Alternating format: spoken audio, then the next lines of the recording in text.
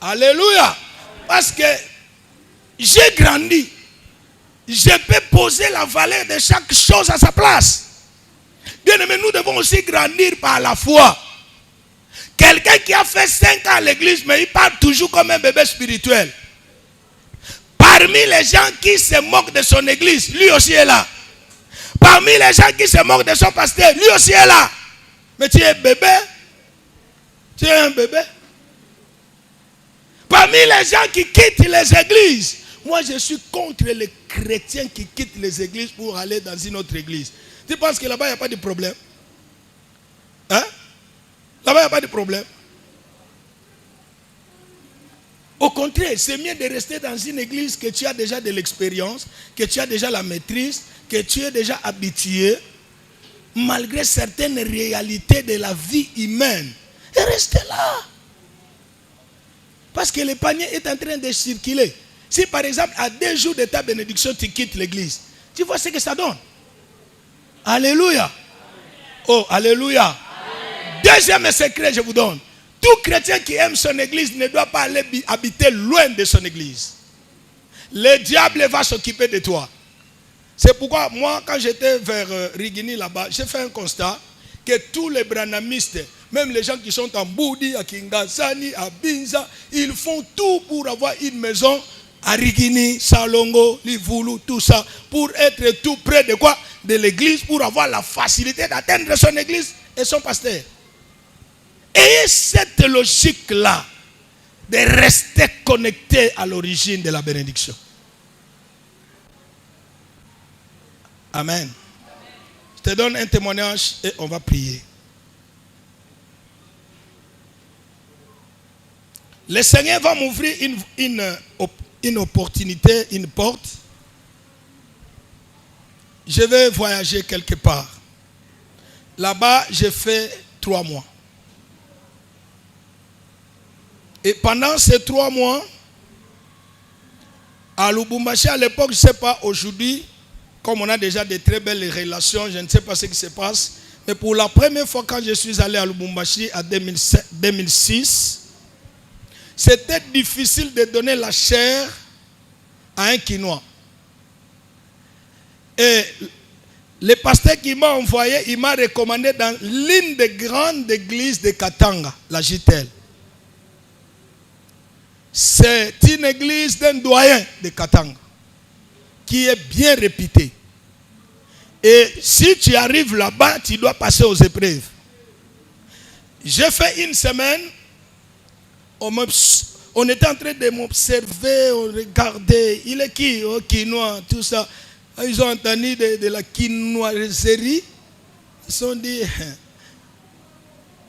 le pasteur qui m'a reçu, il dit, tu vois le monsieur là, il me montre quelqu'un qui bavait. Il dit, oui, c'est un évangéliste venant de Kinshasa. Quand il est venu ici, il est sorti avec la femme d'un diacre. Alors on lui a jeté les mauvais sorts. Vous les Quinois, vous êtes toujours comme ça. Quand on t'ouvre la porte de la confiance, ok, moi si à Kolondako, ça c'est le Quinois. Alors on dit, il faut avoir la patience. Ok, pour me prouver, on m'envoie à Kipushi. On m'a tenté par des filles et tout. Pendant 2 semaines, ça n'a pas tenu. J'ai travaillé et le rapport est revenu. On va me rappeler à Lubumbashi. Je rentre là-bas, je commence ma mission. J'ai prêché presque dans toutes les églises. Alors à la fin, on m'achète un billet à Ouimidira. Vous savez, Ouimidira à l'époque c'était un avion présidentiel dont les billets coûtaient trop cher. On a trouvé des luxe de me payer les billets à Ouimidira, mais à l'enveloppe, on va me remettre $30. Bon, je ne sais pas, jusqu'à présent, je ne sais pas. On m'a éprouvé aussi à la rentrée à Kinshasa ou comment. Bien aimé, j'ai pris l'enveloppe. Arrivé dans l'avion, j'ai ouvert l'enveloppe. Je regarde là-bas 3 billets. Je me dis, c'est 300. Même 300 pendant 3 mois, c'est peu. Malgré qu'on m'a bombardé de bitoyo, de ceci, de cela pendant 3 mois. 300 $, je regarde bien, c'était 30 $. J'ai commencé à transpirer. Alors qu'il y avait de l'air là-bas. Moi, j'ai commencé à transpirer dans l'avion. Je me disais, qu'est-ce que je dirais à ma femme? Arrivé à Kinshasa, on m'accueille, je rentre à la maison, chérie, le chéri va brûler là-bas. Et je me dis, bon, je vais lui dire seulement demain. Alors demain, je lui dis, voilà ce qu'on m'a donné, c'est ça. Il regarde, 30 $. Elle a commencé à pleurer. Moi aussi, j'allais pleurer. J'ai regretté mes 3 mois. Hein. Alléluia.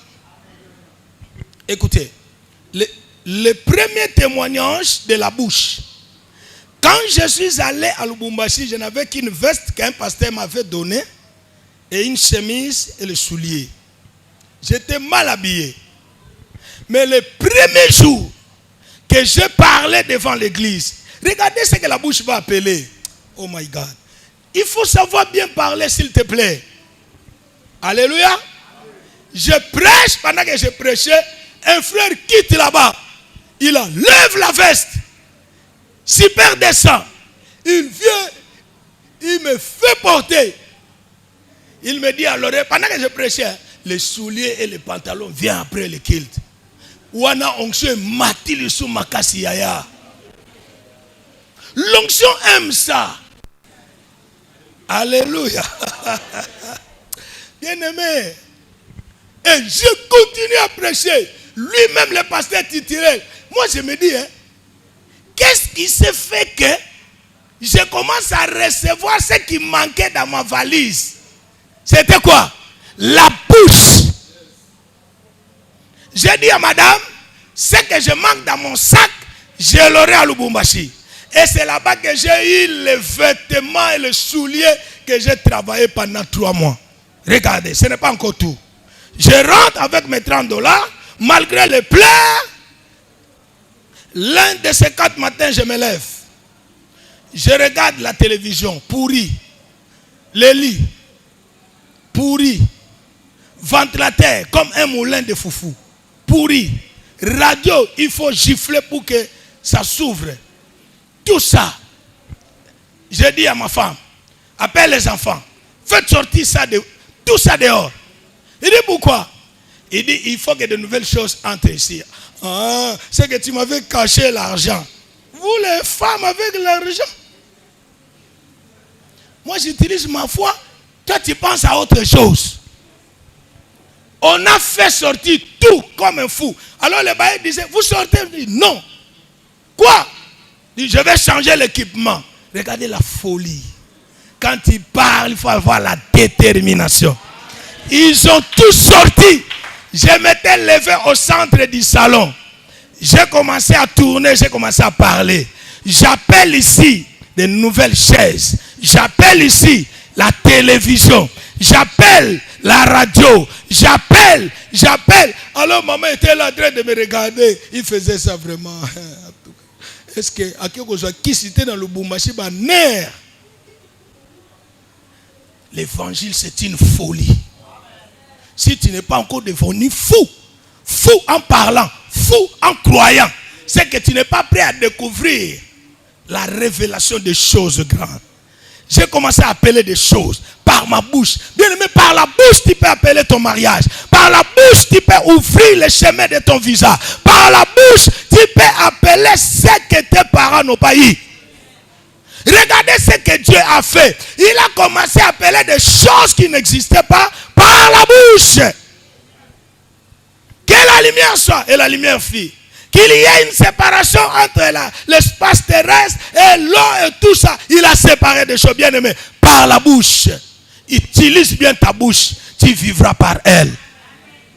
J'ai appelé des histoires. J'entre dans ma chambre, j'ai appelé. Ces jours-là, on a dormi comme dans un terrain où on peut jouer le football.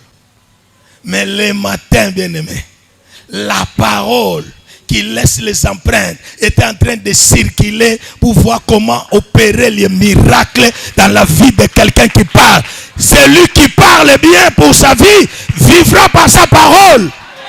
Il faut savoir bien utiliser ta bouche. Tu n'es pas maudit, tu es béni de Dieu. Tu n'es pas la quête, bien-aimé. Même lorsqu'un homme de foi prie, il ne prie pas comme tout le monde. Il prie par la parole. Il faut savoir prier par la parole. Il est écrit à mon tour, à mon sujet, je suis la tête et non la queue. Je suis riche, je ne suis pas pauvre. Il est écrit à mon sujet que 1000 tombent à ma gauche, 10 000 à la droite, je ne serai jamais atteint. Il est écrit à mon sujet, tu proclames. Le monde des ténèbres a peur de celui qui connaît les déclarations de la Bible. Parce que le diable lui-même sait qu'un chrétien qui parle bien, il crée. Oh, va parler, va créer. Va parler, va créer. Celui qui parle bien, il crée. Alléluia.